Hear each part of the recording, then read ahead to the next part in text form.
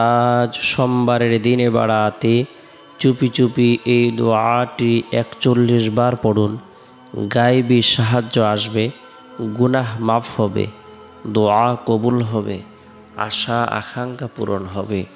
সোমবারের দিন এমনই বরকতপূর্ণ একটি দিন যে দিনের মধ্যে সাইয়্যিদুল মুরসালিন, ইমামুল মুরসালিন, খাতামুন নবীন, রহমাতুল্লিল আলামিন, আমাদের হৃদয়ের স্পন্দন, কলিজার টুকরা, যারা আদর্শের মধ্যে রয়েছে মানব জাতির কল্যাণ এবং সফলতা, যিনি বিশ্ববাসীর জন্য রহমাতুল্লিল আলামিন হিসেবে পৃথিবীতে আগমন করেছেন, অর্থাৎ নবী সাল্লাল্লাহু আলাইহি সাল্লাম সোমবারের দিন জন্মগ্রহণ করেছেন।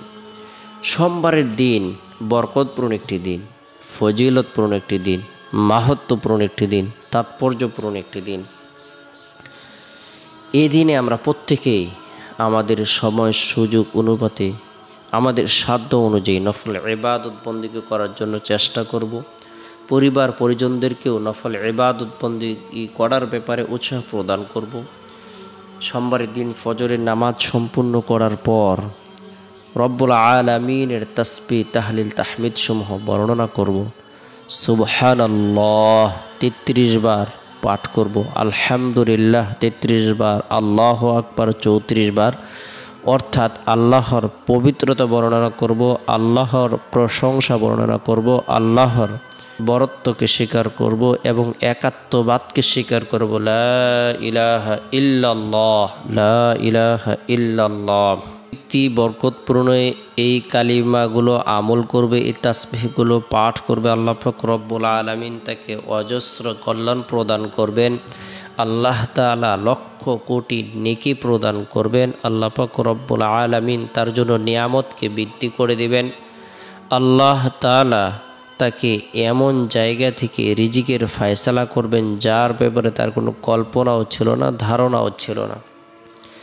জিকিরকারীকে আল্লাহ তাআলা কাল কিয়ামতের দিন আরশের নিচে ছায়া প্রদান করবেন। আল্লাহ তাআলা তাকে সকল ধরনের পেরেশানি থেকে নিরাপদ অবস্থায় রাখবেন।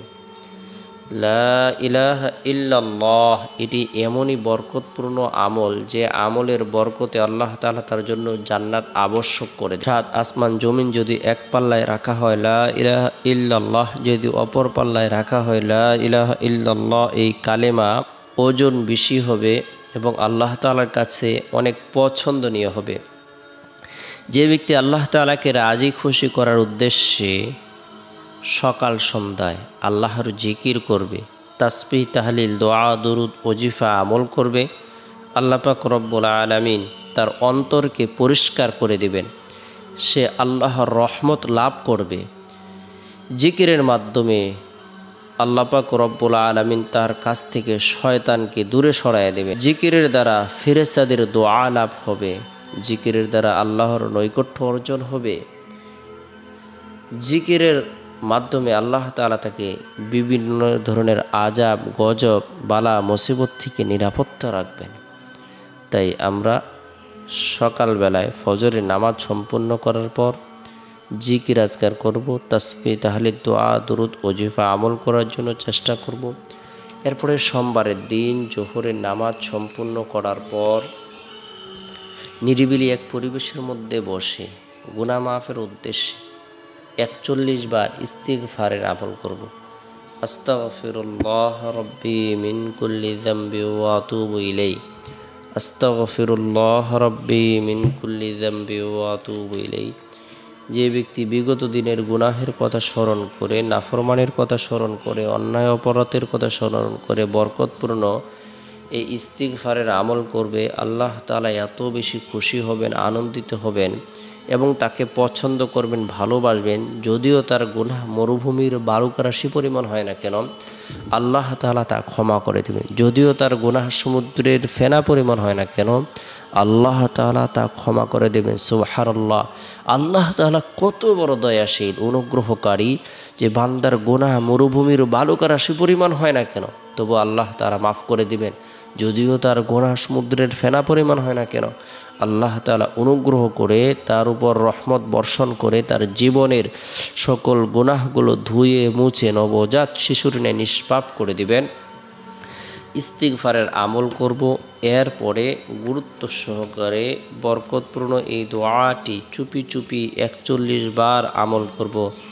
লা ইলাহা ইল্লা আনতা সুবহানাকা ইন্নী কুনতু মিনাজ জালিমিন।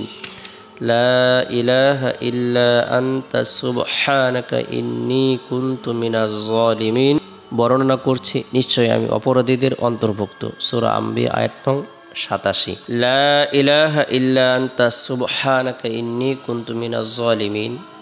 এই দোয়াটি কোনো ব্যক্তি যদি আমল করে, তার যত ধরনের কঠিন ও জটিল বিপদ আপদ রয়েছে, বালা মুসিবত রয়েছে, চিন্তা পেরেশানি রয়েছে, আল্লাহ তাআলা সকল ধরনের বিপদ আপদ বালা মুসিবত চিন্তা পেরেশানিকে দূর করে দিবেন, গায়বী সাহায্য প্রদান করবেন।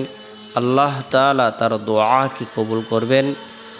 হযরত সাদ ইবনে আবি ওয়াক্কাস রাদিয়াল্লাহু তাআলা আনহু এর সূত্রে ইবনে সুন্নি বলেন, আমি এমন একটি বাক্য জানি, কোনো বিপদগ্রস্ত ব্যক্তি যদি এটি পাঠ করে তাহলে আল্লাহ তাআলা তার বিপদ দূর করে দেন। লা ইলাহা ইল্লা আনতা সুবহানাকা ইন্নী কুনতু মিনাজ জালিমিন। এছাড়া কোনো ইলাহ নাই, আমি তোমার পবিত্রতা বর্ণনা করছি, আমি জালেমদের দলভুক্ত হয়ে গিয়েছি। এই দোয়াটি 41 বার আমল করার পর রব্বুল আলামিনের দরবারে বান্দা অথবা বান্দি যা কিছু কামনা করবে, বাসনা করবে, আল্লাহ তাআলা তাই তাকে প্রদান করবেন, তার দোয়াকে কবুল করবেন। আল্লাহ পাক রব্বুল আলামিন তার পেরেশানিকে দূর করে দিবেন। বরকতপূর্ণ এই দোয়াটি চুপি চুপি আমরা 41 বার আমল করব। এরপর রব্বুল আলামিনের দরবারে প্রার্থনা করব।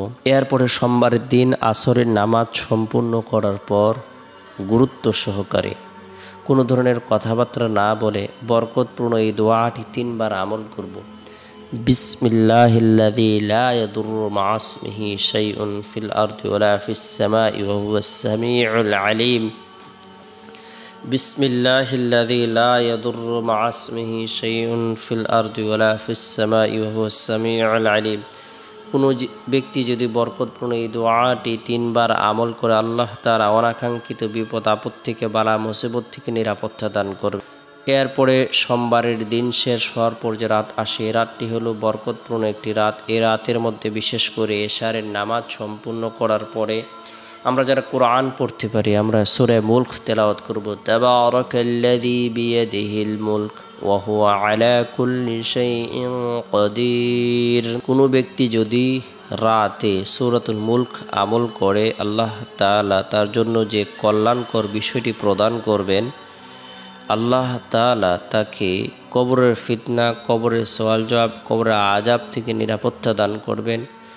আল্লাহ তাআলা তার কবরটাকে প্রশস্ত করে দিবেন, কবরের সংকীর্ণতাকে দূর করে দিবেন। তেলাওয়াতকৃত সূরা তেলাওয়াতকারীর জন্য রব্বুল আলামিনের দরবারে সুপারিশ করবে। আল্লাহ তাআলা তেলাওয়াতকারীর সকল ধরনের পেরেশানিকে দূর করে দিবেন সূরাতুল মুলক আমলের বরকতে। তাই সূরাতুল মুলক আমরা আমল করব। এরপরে তাসবিহ হাতে নিয়ে নবী সাল্লাল্লাহু আলাইহি সাল্লামের প্রতি মহব্বত রেখে, ভালোবাসা রেখে দুরূদের আমল করব 100 বার।